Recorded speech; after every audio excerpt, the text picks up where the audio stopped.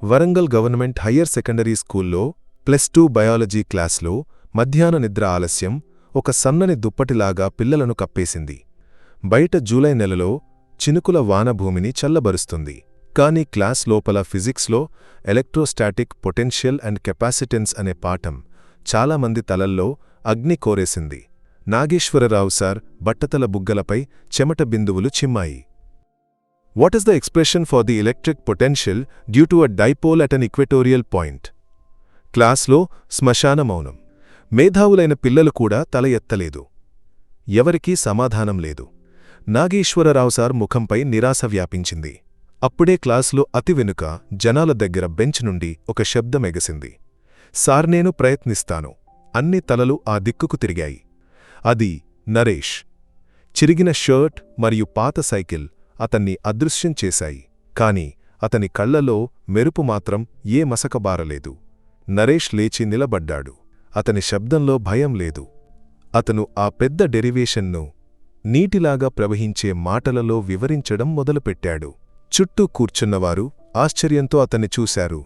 Nageswararao sir ముఖంపై ఒక చిరునవ్వు వికసించింది. ముందు వరుసలో అనన్య కూడా ఆ శబ్దానికి చెవి ఇచ్చింది. ఎలా ఇంత ఎక్కువ లోపాల మధ్య కూడా ఒకరు ఇంతగా మెరవగలరు అని ఆమె ఆశ్చర్యపడింది. క్లాస్ విడిచిన తరువాత అనన్య నరేష్ దగ్గరకు నడిచింది. ఇది చూసిన ఆమె మేనమామ కుమారుడైన అమిత్ కోపంతో అరిచాడు. ఆ చిరిగిన షర్ట్ ధరించిన వాడితో నీకు ఏమి ఇంత మాట్లాడాలి? నరేష్ ముఖం విలక్షణమైంది. అతను తిరిగి నడవడానికి ప్రయత్నించాడు.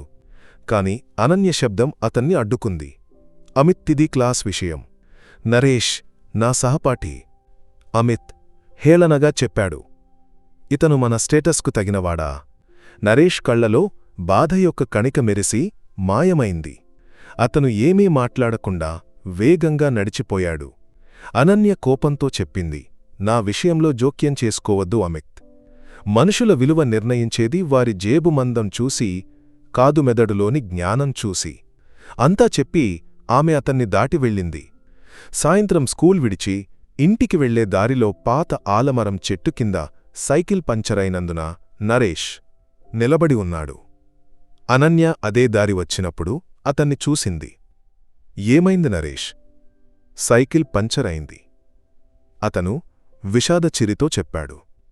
ఆమె కారు అదే దారి వచ్చినప్పుడు ఆమెకు ఒక ఆలోచన వచ్చింది. నరేష్, ఈ సైకిల్ ఇక్కడే ఉంచు. నేను ఇంటికి తీసుకువెళ్తాను. అయ్యో, అది వద్దు అనన్య. అతని ఆత్మాభిమానం వ్యతిరేకించింది. ఇది ఒక సహాయం కాదా నరేష్? నువ్వు ఈరోజు నాగేశ్వరరావు సార్ను సహాయం చేసినట్టు. ఆమె చిరునవ్వు ముందు అతని వ్యతిరేకతలు కరిగిపోయాయి. అతను కారులో ఎక్కాడు. రాజుగారు ఇంటిముందు కారు ఆపినప్పుడు అమిత్ కోపంతో పళ్ళు కరిచాడు.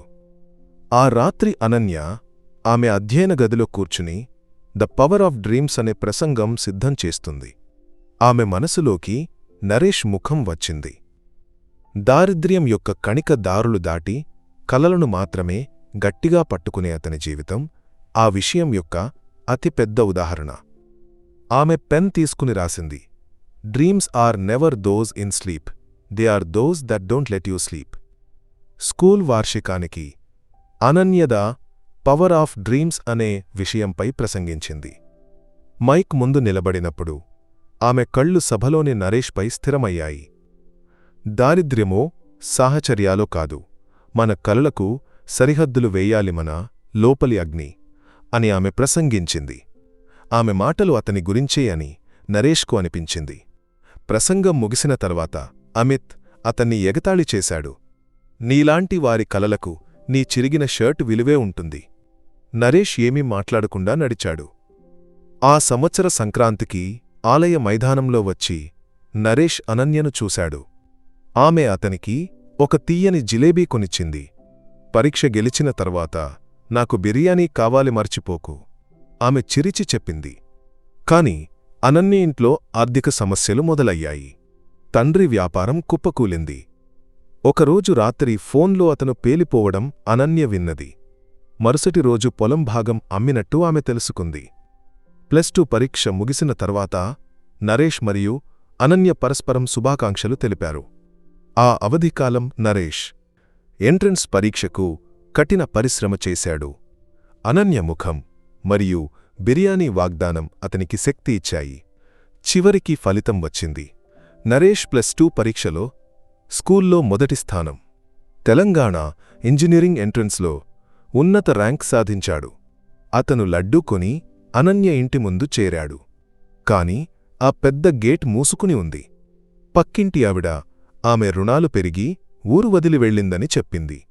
నరేష్ చేతిలో ఉన్న లడ్డూ బాక్స్ నేలపై పడింది. ఆమె ఒక మాట కూడా చెప్పకుండా వెళ్ళినందుకు అతని కళ్ళు నిండి ప్రవహించాయి. హైదరాబాద్ ఇంజనీరింగ్ కాలేజీలో నరేష్ హాస్టల్ జీవితం పరీక్షగా ఉంది. దారిద్ర్యం అతన్ని వేటాడింది. డబ్బు లేక బాధపడిన అతని ఒంటరి జీవితం ఎలక్ట్రికల్ డిపార్ట్మెంట్లోని ప్రొఫెసర్ కృష్ణారెడ్డి దృష్టిలో పడింది. అతనికి వేడి దోశ మరియు చట్నీ ఇచ్చాడు. జీవితం ఒక గణితంలాగా ఉంది నరేష్. సరైన ఫార్ములా ఉపయోగిస్తే ఎంత పెద్ద సమస్యనైనా పరిష్కరించవచ్చు అని అతను చెప్పాడు. అప్పటినుండి ప్రొఫెసర్ కృష్ణారెడ్డి అతనికి మార్గదర్శకుడు అయ్యాడు. అతను ట్యూషన్ తీసుకుని మరియు హోటల్లో పాత్రలు కడిగి డబ్బు సంపాదించాడు. ప్రతి రూపాయి లెక్కించేటప్పుడు అతని మనసులో అనన్య ముఖం తళుక్కుమంటుంది. ఇంతలో అనన్య మరియు కుటుంబం హైదరాబాద్ నగరంలో ఒక అద్దె ఇంట్లో నివాసం మొదలుపెట్టారు. తండ్రి మరణంతో ఆమెకు డాక్టర్ అవ్వాలనే కలను వదులుకోవాల్సి వచ్చింది.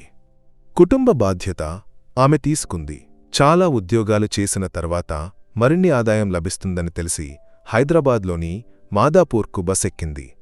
పెద్ద ఫ్లాట్లలో క్లీనింగ్ జాబ్ చేసేవారిగా. ప్రతిరోజూ ఆమె ఆకాశం వైపు చూసి అడిగింది, నా నరేష్ ఎక్కడ ఉంటాడు? 4 సంవత్సరాల తర్వాత మొదటి ర్యాంక్తో నరేష్ యూనివర్సిటీ నుండి బయటకు వచ్చాడు. హైదరాబాద్లో ఉద్యోగం లభించింది. విక్రమంగా చేరి అతను ఎన్ఏ టెక్ సొల్యూషన్స్ అనే కంపెనీ మొదలుపెట్టాడు. నరేష్ అలీ అనే పేరు వ్యాపార లోకంలో గౌరవంతో ఉచ్చరించబడింది. కాని అతని మనసులో అనన్య జ్ఞాపకాలు విషాదంగా ఉన్నాయి. హైదరాబాద్ నగరంలో అతిపెద్ద ఫ్లాట్లలో ఒకటిలో పెంట్ హౌస్ అతను స్వంతం చేసుకున్నాడు. అక్కడ గ్లాస్ గోడలు తుడుచుకునే జాబ్ చేసేవారిని అతను చూశాడు. ముఖం మాస్క్తో మూసుకుని ఉన్న ఆమె కళ్ళు సంవత్సరాల ముందు తాను చూసిన అవే కళ్ళు. అనన్య అని అతని శబ్దం వణికింది. ఆమె షాక్తో తిరిగింది. అతన్ని గుర్తించిన క్షణం భయంతో ఆమె పరుగెత్తింది. నరేష్ ఆమెను వెతికి క్లీనింగ్ ఏజెన్సీకి వెళ్లాడు. కాని ఆమె ఉద్యోగం మానేసి వెళ్ళింది. నరేష్ వృద్ధిలో అసూయపూరితమైన అమిత్ నరేష్ బలహీనత గుర్తించి అనన్యను కనుగొన్నాడు. నా జీవితం నాశనం చేయడానికి వచ్చావా అని ఆమె అడిగింది. మీ దయ మరియు సానుభూతి నాకు వద్దు అని చెప్పి ఆమె తలుపు అతని ముఖం ముందు మూసేసింది. ఆ మూసిన తలుపు ముందు నరేష్ నిస్సహాయుడిగా నిలబడ్డాడు. అతను ఆమెను ఇబ్బంది పెట్టకుండా ఒక కాపలా దేవదూతలాగా పర్యవేక్షించాడు. అనన్య చెల్లెలు అంజుకు ఎన్ఏ ఫౌండేషన్ ద్వారా స్కాలర్షిప్ లభించింది. అంజు అనన్యతో అడిగింది, ఈ మొండితనం కారణంగా మనం ఎక్కడికి చేరుతున్నాం? అనన్య హృదయం విరిగింది. అమిత్ వారి క్యాటరింగ్ ఆర్డర్లను ముంచేశాడు. చివరికి అద్దె బకాయి పేరుతో వారిని ఇంటి నుండి తరిమేశాడు. నిస్సహాయులుగా వీధిలో నిలబడిన వారిని చూడటానికి నరేష్ వచ్చాడు. అతను ఇంటి యజమానితో ఆ ఇంటిని తాను కొంటున్నానని మరియు వారు అక్కడే ఉంటారని చెప్పాడు. అనన్యకు వ్యతిరేకించడానికి మాటలు లేవు. ఆమె ఆత్మాభిమానం విరిగింది. కాని ఆ కళ్లలో ఆమె చూసింది సానుభూతి కాదు, ప్రేమ. నరేష్ కొన్న ఆ ఇంట్లో అనన్య మరియు కుటుంబం నివసించారు. అది నరేష్ ఇచ్చిన నీరు మరియు ఎరువుతోనే అనే ఆలోచన ఆమెను వేటాడింది. రోజులు గడిచాయి. హైదరాబాద్లో అతిపెద్ద హోటల్లో నరేష్కు యువ సంరంభకుడికి జాతీయ అవార్డు లభించింది. ప్రసంగ వేదికపై నుండి అతను చెప్పాడు, నా విజయానికి ఒకే ఒక కారణమది అనన్య. ఆమె ఇచ్చిన 250 రూపాయలు అది సహాయం కాదునా సామర్థ్యంపై ఆమె విశ్వాసం. ఈరోజు కోట్ల ఆస్తి ఉన్న ఈ ఎన్ఏ గ్రూప్ యొక్క నిజమైన హక్కుదారు ఆమె. ఈ ప్రసంగం లైవ్గా చూసిన అనన్య కళ్ల నీరు ఆ స్క్రీన్పై పడింది. అతను ఆమెను ప్రపంచం ముందు రాణిగా ప్రతిష్ఠాపిస్తున్నాడు. రాత్రి అతను ఆమె ముందు చేరాడు. నేను నిన్ను పెళ్లి చేసుకోవాలని కోరుకుంటున్నది సానుభూతితో కాదునా? ఈ విజయానికి నువ్వే కారణం అని చెప్పాడు. ఒకరోజు బిర్యానీ కాదు జీవితకాలం, మొత్తం ప్రేమతో వడ్డించే ఒక బిర్యానీ చెంబు నాకు నీకు కొనివ్వాలి. అతని ప్రేమ ముందు ఆమె అన్ని మొండితనాలు కరిగిపోయాయి. ఈసారి ఆమె కళ్ళు నిండినది సంతోషంతో. 2 సంవత్సరాల తర్వాత అనన్యాస్ కిచెన్ హైదరాబాద్లో మిక్కిలి మంచి క్యాటరింగ్ చైన్గా వృద్ధి చెందింది. ఆమె ఈరోజు స్వంత కాళ్లపై నిలబడిన సంరంభకురాలు. ఎన్ఏ గ్రూప్ యొక్క కొత్త ఆఫీస్ ఉద్ఘాటన వేడుకలో నరేష్ ప్రసంగిస్తున్నప్పుడు సభలో ముందు వరుసలో చిరునవ్వుతో అనన్య కూర్చుంది. వారి కళ్ళు పరస్పరం మాట్లాడుతున్నాయి. తరువాత అవధికి వారు వరంగల్కు ప్రయాణం చేశారు. కృష్ణానది తీరంపై నరేష్ ఆమె చేతులు పట్టుకున్నాడు. అన్నీ గుర్తున్నాయి. నా మనసులోని వెలుగు నువ్వే నరేష్ అని ఆమె చెప్పింది. వారి ప్రేమ కృష్ణానదిలాగా శాంతంగా ప్రవహించింది.